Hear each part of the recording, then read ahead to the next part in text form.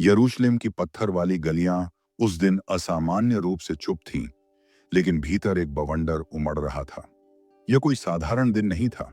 नगर के भीड़ भरे चौक में आज न्याय नहीं, भीड़ का गुस्सा फैसला सुना रहा था। मंच पर एक व्यक्ति खड़ा था। उसका चेहरा चमक रहा था, जैसे कोई स्वर्गदूत हो। स्तेफन, पहला मसीही शहीद। चारों ओर लोग थे, पत्थर लिए, आंखों में नफरत लिए। लेकिन वह व्यक्ति जो सबसे आगे खड़ा था, वह न केवल इस दृश्य को देख रहा था, बल्कि इसे नेतृत्व दे रहा था। उसका नाम था सॉल। वह कोई आम आदमी नहीं था, एक शिक्षित प्रतिष्ठित फरीसी जो मूसा की व्यवस्था के लिए जान देने को तैयार था। उसके लिए मसीही समुदाय एक विधर्मी समूह था, जिसने परमेश्वर की पवित्र व्यवस्था को चुनौती दी थी। स्तेफन बोल रहा था, देखो, मैं स्वर्ग को खुला देख रहा हूं और मनुष्य के पुत्र को परमेश्वर की दाहिनी ओर खड़ा देख रहा हूं। भीड़ बिफर गई, पत्थरों की वर्षा शुरू हो गई। सॉल वहीं खड़ा रहा, चुप, गंभीर, लेकिन आत्मिक क्रूरता से संतुष्ट। सॉल तर्शीश का रहने वाला था, रोमन साम्राज्य के एक प्रसिद्ध नगर का निवासी। उसकी शिक्षा यरूशलेम में महान शिक्षक गमालियल के अधीन हुई थी। गमालियल वही व्यक्ति था जिसने यहूदियों को मसीहियों के विरुद्ध संयम बरतने की सलाह दी थी। लेकिन सॉल का हृदय आग की तरह जलता था। उसके लिए यीशु के अनुयायी व्यवस्था के विरुद्ध एक बीमारी थी, जिसे मिटाना जरूरी था। उसकी युवावस्था में ही उसने खुद को एक पवित्र सेनानी मान लिया था, एक ऐसा योद्धा जो यहूदी धर्म की पवित्रता को बचाने के लिए कुछ भी कर सकता था। लेकिन पवित्रता के नाम पर वह क्रूर हो चला था। मसीहियों को घरों से घसीट कर निकालना, स्त्रियों और बच्चों को जेल में डालना, सभाओं को उजाड़ देना, ये सब उसके लिए धार्मिक कार्य थे। उसका हृदय दया से रिक्त हो चुका था। उसे लगता था कि वह परमेश्वर की सेवा कर रहा है। यरूशलेम में मसीहियों की संख्या बढ़ती जा रही थी, चर्च फल फूल रहे थे, लेकिन परसिक्यूशन भी उतना ही भयावह हो रहा था। सॉल ने यह तय कर लिया था कि यह आग सिर्फ यरूशलेम में नहीं, बल्कि आसपास के नगरों में भी बुझानी होगी।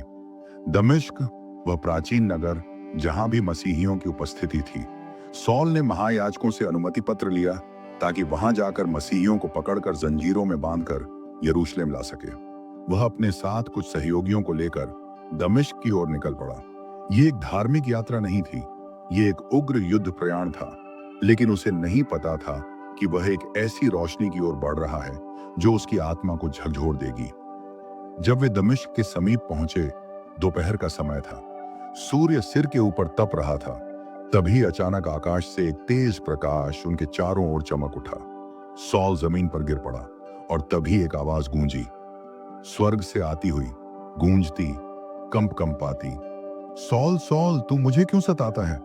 उसका हृदय कांप उठा। उसने कांपते स्वर में कहा, प्रभु, तू कौन है?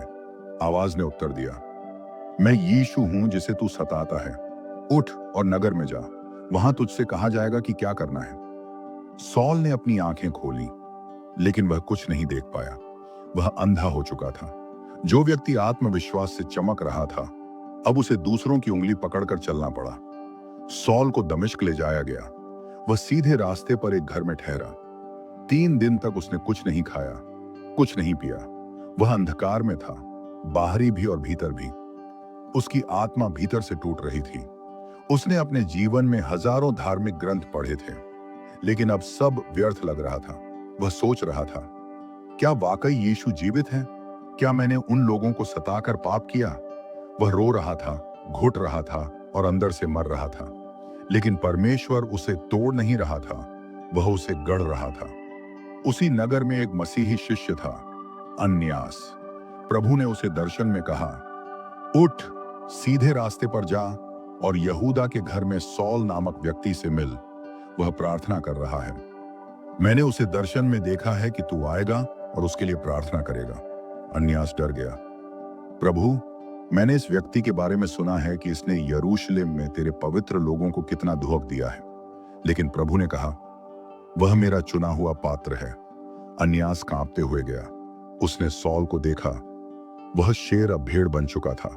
उसने सौम्यता से कहा, भाई सॉल, प्रभु यीशु जिसने तुझ पर रास्ते में प्रकट होकर दर्शन दिया, उसने मुझे भेजा है कि तू दृष्टि पाए और पवित्र आत्मा से भर जाए। अनियास ने जब प्रार्थना की, सॉल की आंखों से जैसे छिलके गिर पड़े। उसकी दृष्टि लौट आई, लेकिन इससे बड़ी बात यह थी, उसका हृदय भी बदल गया था। उस क्षण सॉल अब सॉल नहीं रहा, वह पौलुस बन चुका था।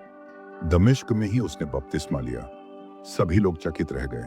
जिसने कल तक चर्च को मिटाने की शपथ ली थी, आज वही चर्च में घुटनों के बल खड़ा था। पौलुस ने दमिश्क के सभागृहों में जाना शुरू किया और बोलना शुरू किया, यीशु ही परमेश्वर का पुत्र है। लोग स्तब्ध थे। क्या यह वही नहीं जो यरूशलेम में मसीहियों को मारता था? अब यही उनके बीच है। पौलुस का रूपांतरण एक विस्फोट की तरह फैला, लेकिन यहूदी धर्मगुरुओं की आंखों में आग जल उठी। एक रात जब पौलुस की हत्या की योजना बन चुकी थी, दमिश्क की दीवारों पर प्रहरी बिठा दिए गए, लेकिन मसीही भाइयों ने उसे बचाने की योजना बनाई। रात के अंधेरे में उन्होंने पौलुस को एक टोकरे में बांधकर दीवार से नीचे उतार दिया। यह पहला अवसर था जब पौलुस ने मृत्यु को छूकर भी जीवन पाया। पौलुस यरूशलेम लौटा, लेकिन चर्च के लोग उससे डरते थे। बरनबास नामक शिष्य ने उसका हाथ थामा और प्रेरितों के पास ले गया। उसने कहा, मैं इसका रूपांतरण अपनी आंखों से देख चुका हूं। तरशीश की गलियों में एक शांति थी, बाहरी भी और अंदर भी। वर्षों से वहां एक व्यक्ति रह रहा था जो किसी समय यरूशलेम का सबसे भयावह नाम था, लेकिन अब खुदा का सबसे आज्ञाकारी सेवक बन चुका था। उसका नाम पौलुस। वह प्रचार के लिए तड़प रहा था। उसका दिल गवाही देने के लिए धड़क रहा था। वह इंतजार कर रहा था, प्रभु के आदेश का, आत्मा की अगुवाई का। और वह दिन अब आ गया था। अंताकिया, वह नगर जहां मसीहियों को पहली बार ईसाई कहा गया था। यहां चर्च तेजी से बढ़ रहा था और आत्मा का प्रभाव स्पष्ट था। प्रेरितों और भविष्यवक्ताओं की सभा चल रही थी। वे उपवास और प्रार्थना में थे। तभी पवित्र आत्मा ने स्पष्ट कहा, मेरे लिए बरनबास और पौलुस को अलग करो, जिन्हें मैंने बुलाया है। सभा स्तब्ध थी, लेकिन बिना हिचक उन्होंने उपवास किया, हाथ रखा और उन्हें भेजा। अब मिशन शुरू हो चुका था। पौलुस और बरनबास ने अपने साथ यूहन्ना मरकुस को लिया और समुद्र के रास्ते कुप्रुस पहुंचे। पहला पड़ाव सलामिस, वहां वे यहूदियों के सभा स्थानों में प्रचार करने लगे। फिर वे पाफोस पहुंचे, जहां उन्हें एक रोमन अधिकारी सर्गियुस पौलुस ने बुलवाया। वह सत्य की खोज में था, लेकिन वहां एक बाधा थी, एक जादूगर और झूठा भविष्यवक्ता एल्यूमास। वो उन्हें भड़काने लगा और सर्गियुस को बहकाने की कोशिश करने लगा। तब पौलुस ने उसकी ओर देखा। उसकी आंखों में आत्मा की आग थी। हे शैतान के संतान, तू परमेश्वर के सीधे मार्गों को टेढ़ा करने से नहीं रुकेगा। देख, अब तू अंधा होगा। तुरंत ही अंधकार उस पर छा गया। वह इधर उधर लोगों को टटोलने लगा। सर्गियुस चकित रह गया और उसने विश्वास कर लिया। यह पौलुस का पहला सार्वजनिक चमत्कार था और आत्मा की शक्ति में पहला आत्मिक युद्ध। उसके बाद वे नाव से पेरगा पहुंचे, जो पंफूलिया का हिस्सा था। वहां एक अप्रत्याशित घटना घटी।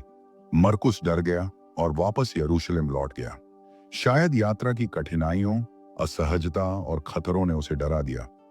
यह बात पौलुस के हृदय में चुभ गई, लेकिन उसने रुकना नहीं चुना। अब वह और बरनबास उत्तर की ओर चले, पहाड़ों के बीच कठिन रास्तों से होते हुए। उनका लक्ष्य था पिसिदिया का अंताकिया। सप्त के दिन वे यहूदियों के सभा स्थान में पहुंचे। प्रार्थनाओं के बाद सभा प्रधानों ने पूछा, भाइयों, यदि आप में से किसी के पास प्रोत्साहन का कोई वचन हो तो कहिए। पौलुस उठा। उसकी आंखों में चमक थी और वाणी में आत्मा की गहराई। उसने इजराइल के इतिहास को दोहराते हुए यीशु तक ले गया और उसी की संतान में से, जैसा उसने प्रतिज्ञा की थी, परमेश्वर ने यीशु को उद्धारकर्ता बनाकर भेजा। लोगों के दिल जल उठे। अगली सप्त को लगभग पूरा नगर सुनने आ गया, लेकिन यहूदियों को जलन हुई। वे विरोध करने लगे। तब पौलुस और बरनबास ने साहस से कहा, जब तुम परमेश्वर के वचन को ठुकराते हो तो हम अन्य जातियों की ओर मुड़ते हैं। अन्य जातियों ने यह सुना और आनंदित हो गए, लेकिन परसिक्यूशन बढ़ने लगी। अधिकारियों को उकसाया गया, उन्हें नगर से निकाल दिया गया। वे झाड़ धूल झाड़ कर इकोनियम की ओर बढ़े। इकोनियम में फिर वही क्रम चला। सभा स्थान, प्रचार, अनेक विश्वास करते गए। परंतु शहर दो भागों में बंट गया। यहूदियों और अन्य जातियों की एक भीड़ ने उन्हें पत्थर मारने की योजना बनाई। तब वे समय रहते वहां से निकल गए, लुस्त्रा और दरबे की ओर। लुस्त्रा में एक चमत्कार घटा। एक अपाहिज जो जन्म से लंगड़ा था, पौलुस का प्रचार सुन रहा था। पौलुस ने देखा कि उसमें विश्वास है और ऊंचे स्वर में कहा, अपने पैरों पर खड़ा हो जा। वह तुरंत कूद पड़ा और चलने लगा। भीड़ चिल्लाई, देवता हमारे रूप में उतर आए हैं। उन्होंने बरनबास को ज्यूस और पौलुस को हेरमेस कहा। पुजारी बैलों और फूल मालाओं के साथ बलिदान करने दौड़े। पौलुस और बरनबास घबरा गए। उन्होंने अपने वस्त्र फाड़ डाले और कहा, हम भी तुम्हारे जैसे मनुष्य हैं। जीवते परमेश्वर की ओर फिरो, जिसने आकाश और पृथ्वी बनाई। परंतु लोगों की अंधश्रद्धा शांत नहीं हुई। कुछ यहूदी अंताकिया और इकोनियम से लुस्त्रा आ पहुंचे। उन्होंने भीड़ को भड़काया और वही लोग जो अभी देवता मान रहे थे, उन्होंने पौलुस को पत्थरों से मारा। इतना मारा कि वे उसे मृत समझकर नगर के बाहर फेंक आए। लेकिन चमत्कार यही हुआ। जब शिष्य उसके चारों ओर खड़े थे, वह उठ बैठा, खून से लथपथ, शरीर से टूटा, लेकिन आत्मा में दृढ़। वह नगर में लौट गया और अगले दिन दरबे के लिए निकल पड़ा। दरबे में भी उन्होंने प्रचार किया और अनेक शिष्यों को तैयार किया। फिर वे उन्हीं नगरों से होकर लौटे, लुस्त्रा, इकोनियम, अंताकिया। हर स्थान पर शिष्यों को दृढ़ किया, उन्हें सिखाया। स्वर्ग के राज्य में प्रवेश करने से पहले बहुत क्लेश सहने पड़ते हैं। वे प्रत्येक कलीसिया में बुजुर्ग ठहराते गए। प्रार्थना और उपवास के साथ उन्हें प्रभु को सौंपते गए। वे पिसिदिया, पंफूलिया, अत्तालिया होते हुए वापस सीरिया के अंताकिया लौटे, जहां से मिशन की शुरुआत हुई थी। पूरा चर्च इकट्ठा हुआ। पौलुस और बरनबास ने बताया कि कैसे परमेश्वर ने उनके साथ अद्भुत काम किए, कैसे अन्य जातियों के लिए भी स्वर्ग के द्वार खुल चुके हैं। सभा में स्तब्धता थी, फिर आनंद और महिमा की गर्जना। पौलुस का असली युद्ध शुरू। यह मिशन यात्रा केवल एक भौगोलिक यात्रा नहीं थी, यह आत्मिक युद्ध था। जहां शत्रु ने हत्या की योजना बनाई, वहां परमेश्वर ने जीवन दिया। जहां विरोध हुआ, वहां विश्वास खिला। जहां पत्थर मारे गए, वहां चर्चों की नींव रखी गई। और पौलुस, वह न रुका न डरा। अब वह तैयार था एक और युद्ध के लिए। पौलुस ने अपनी पहली प्रचार यात्रा समाप्त कर ली थी, लेकिन यह केवल शुरुआत थी। जहां उसने चर्च लगाए थे, वहां अब नई पौधें उग चुकी थीं, लेकिन इसके साथ ही उठे थे विरोध, भ्रम और कई सवाल। विशेष रूप से यह बड़ा प्रश्न, क्या अन्य जातियों को मूसा की व्यवस्था माननी होगी? क्या उन्हें भी खतना करवाना जरूरी है? यह प्रश्न अब पूरी कलीसिया को हिला रहा था, और इसके समाधान के बिना मसीही मिशन का भविष्य अधर में था। पौलुस को अब शब्दों से ज्यादा आत्मा की अगुवाई की जरूरत थी। पौलुस और बरनबास को यरूशलेम बुलाया गया। यरूशलेम, जहां पेत्रुस, याकूब और अन्य प्रेरित थे। सभा बुलाई गई, जहां फरीसी पृष्ठभूमि से आए मसीही भाइयों ने कहा, यदि कोई अन्य जाति मसीही बनता है तो उसे मूसा की व्यवस्था माननी चाहिए, विशेषकर खतना। बहस शुरू हुई। चर्च दो हिस्सों में बंटा लग रहा था। तब पेत्रुस खड़ा हुआ और उसने कहा, भाइयों, परमेश्वर ने हमें भी आत्मा दी जैसे अन्य जातियों को। हम क्यों उन्हें एक ऐसा जुआ डालें जिसे हम खुद भी ना उठा सके? फिर याकूब, प्रभु यीशु के भाई, ने कहा, हमें उन्हें केवल ये कहना चाहिए, मूर्ति पूजा, व्यभिचार, खून और गला घोंटे पशु से दूर रहें। सब सहमत हो गए। पत्र तैयार हुआ और पौलुस तथा सिलास को लेकर अंताकिया भेजा गया। यह पहला बड़ा निर्णय था जिससे पूरी मसीही दुनिया को दिशा मिली। अंताकिया में एक नई चर्चा शुरू हुई, अगली प्रचार यात्रा की योजना। बरनबास ने कहा, मरकुस को भी साथ लें। पौलुस ने मना किया, जिसने पिछली यात्रा बीच में छोड़ दी, वह अब विश्वास योग्य नहीं। बहस इतनी तीव्र हो गई कि दोनों अलग हो गए। बरनबास मरकुस को लेकर कुप्रुस चला गया। पौलुस ने सिलास को लिया और सीरिया, किलिकिया होते हुए प्रचार को निकल पड़ा। यहां से पौलुस की दूसरी प्रचार यात्रा शुरू हुई, अब अकेले आत्मा की अगुवाई में। पौलुस देरबे और लुस्त्रा पहुंचा। वहां एक युवा शिष्य से मुलाकात हुई, तीमुथियुस। मां यहूदी थी, पिता यूनानी। वह विश्वास में दृढ़ था और सब उसकी सराहना करते थे।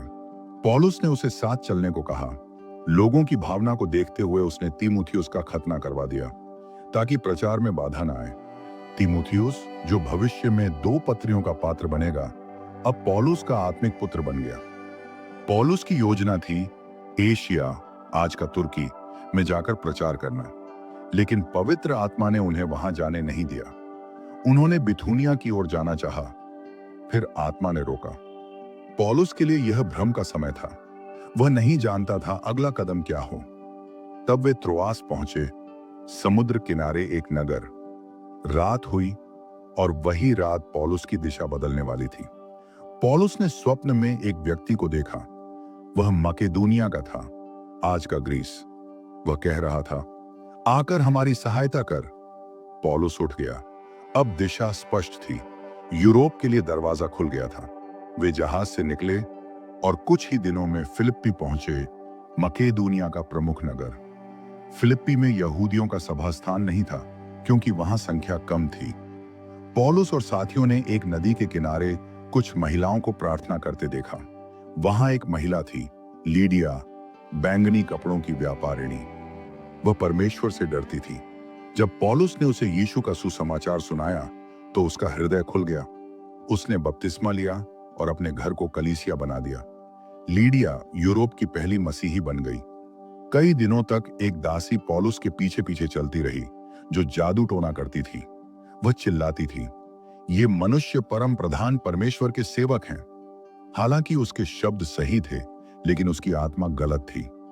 एक दिन पौलुस ने उसे झिड़कते हुए कहा, यीशु मसीह के नाम से मैं तुझे आज्ञा देता हूं, इस स्त्री से निकल जा। आत्मा तुरंत निकल गई। अब वह भविष्यवाणी नहीं कर सकती थी और उसके मालिकों का धंधा चौपट हो गया। गुस्से में उन्होंने पौलुस और सिलास को पकड़कर अधिकारियों के हवाले कर दिया। उन्हें पीटा गया और कैद कर दिया गया। आधी रात थी। पीठ पर कोड़े के निशान थे, हाथ और पैर जंजीरों में बंधे थे। जेल का गहरा अंधेरा था। फिर भी पौलुस और सिलास भजन गा रहे थे, परमेश्वर की स्तुति कर रहे थे। तभी एक भूकंप आया। नींव हिल गई, सभी द्वार खुल गए, जंजीरें खुल गईं। जेलर जागा। उसने समझा कि सभी कैदी भाग गए हैं। वह आत्महत्या करने ही वाला था। तभी पौलुस चिल्लाया, रुक, हम सब यही हैं। जेलर कांपता हुआ उनके पैरों पर गिर पड़ा। प्रभु, मैं कैसे उद्धार पा सकता हूं? उन्होंने कहा, प्रभु यीशु मसीह पर विश्वास कर, तू और तेरा घराना उद्धार पाएगा। उसने उसी रात बपतिस्मा लिया, उनके घाव धोए, भोजन कराया। जेल अब चर्च बन चुका था। अगली सुबह अधिकारियों ने उन्हें रिहा करने कहा, लेकिन पौलुस ने इनकार किया। तुमने हमें रोमन नागरिकों को बिना दोष सिद्ध किए पीटा और जेल में डाला। अब चुपचाप निकालना चाहते हो? नहीं, वे स्वयं आए और छोड़े। अधिकारी डर गए। उन्होंने आकर माफी मांगी और उन्हें सम्मान सहित विदा किया। वे थिस्सलुनीके पहुंचे। वहां 3 सप्ताह तक सभा स्थान में प्रचार किया। कई यहूदी और यूनानी स्त्रियां विश्वास में आ गईं, लेकिन यहूदियों ने दंगा भड़काया। पौलुस को छिपकर निकालना पड़ा। वे बिरिया पहुंचे। वहां के लोग वचन को गहराई से जांचते थे। अनेक विश्वास कर गए। फिर भी थिस्सलुनीके के यहूदी वहां पहुंच गए और भीड़ उकसाई। पौलुस को तत्काल रवाना किया गया। अब वह अकेला एथेंस पहुंच गया। जब मूर्तियों के बीच एक सच्चाई बोली गई, एथेंस यूनानी दार्शनिकों का गढ़, हर ओर मूर्तियां थीं। पौलुस की आत्मा खिन्न हो गई। उसने नगर में प्रचार किया और उसे अरियोपगस में बुलाया गया, दर्शन शास्त्र की सभा। वहां उसने खड़ा होकर कहा, जिस अज्ञात परमेश्वर की तुम उपासना करते हो, मैं उसी की घोषणा करता हूं। उसने सृष्टिकर्ता की बात की, पश्चाताप का आह्वान किया और यीशु के पुनरुत्थान का वर्णन किया। कुछ ने ठाके लगाए, कुछ ने कहा फिर कभी सुनेंगे, लेकिन कुछ विश्वास कर गए। यरूशलेम परिषद ने सत्य को स्थापित किया। पौलुस ने आत्मा की अगुवाई में एशिया को छोड़ा और यूरोप की ओर बढ़ा। लीडिया से लेकर जेलर तक परमेश्वर ने कई आत्माओं को छुड़ाया और हर बाधा, हर विरोध, हर जेल केवल आत्मा के कार्य का एक मंच बना। समय के साथ चर्च बढ़ता गया, लेकिन उसके साथ प्रोसिक्यूशन भी। पौलुस अब बूढ़ा हो चुका था, लेकिन उसकी आत्मा जवान थी। वह हर सांस में बस एक ही बात कहता था, मसीह को जानना और उसके लिए मर जाना। वह जानता था कि अब उसका समय निकट है, लेकिन वह डरता नहीं था, क्योंकि उसके पास डर का स्थान नहीं था। वहां केवल आत्मा की आग थी। अब हम कहानी के उस अंतिम भाग में हैं, जहां पौलुस रोमी साम्राज्य के सिंहासन के सामने खड़ा होता है। पौलुस थिस्सलुनीके और बिरिया से होकर कुरिन्थुस पहुंचा। ग्रीस का एक समृद्ध नगर, लेकिन नैतिक दृष्टि से पतनशील। वहां उसने अक्विला और प्रिस्किल्ला से मुलाकात की, एक यहूदी दंपति जो रोम से निकाले गए थे। तीनों ने मिलकर तंबू बनाने का कार्य किया और साथ ही प्रचार भी। पौलुस ने वहां 18 महीने तक प्रचार किया। कई विश्वास में आए, विशेषकर क्रिस्पुस, सभा स्थान का प्रधान। लेकिन विरोध भी बढ़ता गया। एक दिन यहूदियों ने उसे न्यायालय में खींच लाया। गल्लियो, रोमी अधिकारी, ने सुनने के बाद कहा, यह तुम्हारा धार्मिक मामला है, मैं इसमें हस्तक्षेप नहीं करूंगा, और उसने उन्हें भगा दिया। यह एक विराम था जिसमें पौलुस ने आत्मिक जड़ें मजबूत की। इफिसुस, एशिया का दिल।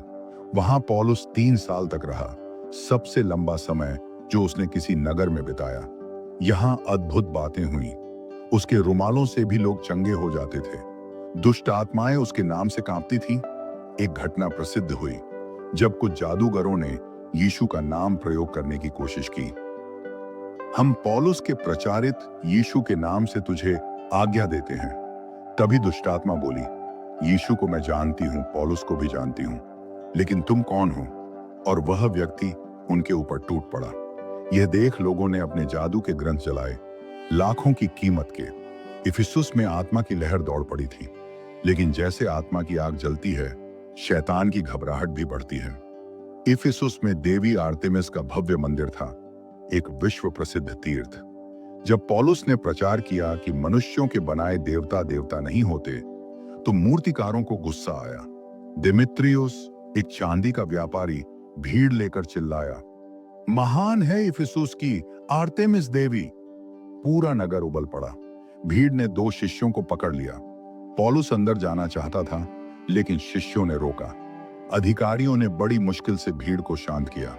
यह घटना दर्शाती है, जब सच्चाई बोले, झूठ कांपता है। अब पौलुस का दिल कह रहा था, यरूशलेम लौटो, लेकिन रास्ते में हर जगह चेतावनी मिलती रही। अगबुस नामक भविष्यवक्ता ने पौलुस का कमर बंध लिया और कहा, जिस व्यक्ति का यह कमर बंद है, उसे यरूशलेम में बांधा जाएगा। सभी रोने लगे, बोले, मत जा। लेकिन पौलुस बोला, मैं तैयार हूं, न केवल बांधने के लिए, बल्कि यरूशलेम में मसीह के लिए मरने के लिए भी। यह आत्मा की बुलाहट थी, और वह पीछे नहीं हटा। यरूशलेम में पहुंचते ही उसने चर्च को रिपोर्ट दी। फिर वह मंदिर में गया, एक यहूदी भाई के साथ, लेकिन वहां यहूदियों ने उसे पहचान लिया। यह वही है जो अन्य जातियों को व्यवस्था के विरुद्ध सिखाता है। भीड़ टूट पड़ी। मंदिर के फाटक बंद कर दिए गए। उसे पीटा गया, मारते ही जा रहे थे। तभी रोमी अधिकारी लूसियस ने हस्तक्षेप किया। उसे गिरफ्तार कर लिया गया। अब पौलुस कैदी था, लेकिन आत्मा में आजाद। पौलुस को कोड़े मारने की तैयारी थी, लेकिन उसने कहा, क्या तुम रोमी नागरिक को बिना दोष साबित किए कोड़े मारोगे? सैनिक रुक गए। अधिकारी कांप गया। अब पौलुस को कानूनी सुरक्षा मिली, परंतु धार्मिक नेता उसे मारने को उतावले थे। उन्होंने 40 लोगों की साजिश रची, जिन्होंने कहा, जब तक पौलुस को न मारे, हम न खाएंगे न पिएंगे। पौलुस का भतीजा यह बात सुनकर उसे बताया। यह बात अधिकारी को बताई गई, और रातों रात 470 सैनिकों की सुरक्षा में पौलुस को कैसरिया भेजा गया। कैसरिया में पौलुस कई वर्षों तक कैद रहा। उसे 3 राजनेताओं के सामने लाया गया। फेलिक्स, जिसने निर्णय टाल दिया, फेस्टुस, जो भीड़ को शांत रखना चाहता था, अग्रिप्पा, जिसने कहा, पौलुस, तू मुझे थोड़े ही समय में मसीही बनाना चाहता है।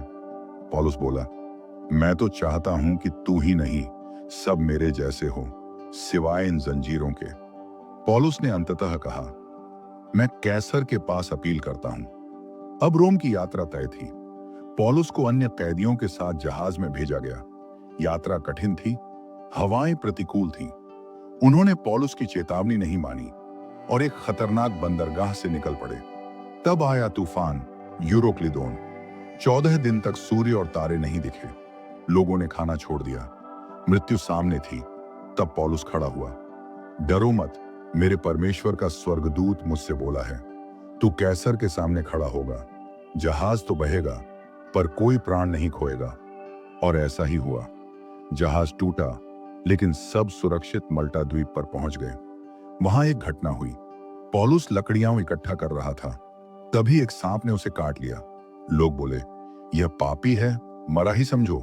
लेकिन पौलुस ने सांप को आग में झटक दिया और उसे कुछ नहीं हुआ। अब वे बोले, यह कोई देवता है। फिर पौलुस ने वहां के मुखिया पुबलियुस के पिता को चंगा किया। अब यह द्वीप आत्मा की अगुवाई में मसीह को जानने लगा। अंततः पौलुस रोम पहुंचा। वह एक घर में कैद था, लेकिन स्वतंत्रता में प्रचार करता रहा। वह यहूदियों को बुलाकर समझाता रहा कि यीशु ही मसीहा है। कुछ ने विश्वास किया, कुछ नहीं। लेकिन पौलुस न रुका। वह 2 वर्षों तक बिना रोक टोक प्रचार करता रहा, और वहीं से उसने वह पत्रियां लिखी जो आज भी जीवन बदलती हैं। रोमियो, इफिसियों, फिलिपियों, कुलुस्सियों, तीमुथियुस, तीतुस, फिलेमोन। पौलुस जानता था उसका अंत निकट है। वह तीमुथियुस को पत्र में लिखता है, मैं अच्छा युद्ध लड़ चुका हूं, दौड़ पूरी कर चुका हूं, विश्वास को सुरक्षित रखा है। अब मेरे लिए धर्म का मुकुट रखा है। और फिर रोमी सैनिकों ने उसे बाहर ले जाकर तलवार से मार डाला। कोई आंसू नहीं, कोई डर नहीं, केवल एक मुस्कुराहट, जैसे वह कह रहा हो, मसीह मेरे लिए जीना था और अब मृत्यु लाभ है। संत पौलुस की कहानी 4 भागों में 1। सौल से पौलुस। जब रोशनी ने अंधकार को चीर डाला। 2 चमत्कार, पत्थर और प्रचार। आत्मा का विस्फोट। 3 विवाद, दर्शन और जेल। जब आत्मा बोली और द्वार खुले 4 रोम की ओर। अंतिम गवाही, मृत्यु और अमृता। मसीह किसी को भी बदल सकता है। प्रोसिक्यूशन भी परमेश्वर की योजना हो सकता है। जब हम आत्मा की अगुवाई में चलते हैं, रास्ते स्वयं बनते हैं। मृत्यु अंतिम नहीं है। यदि जीवन मसीह में हो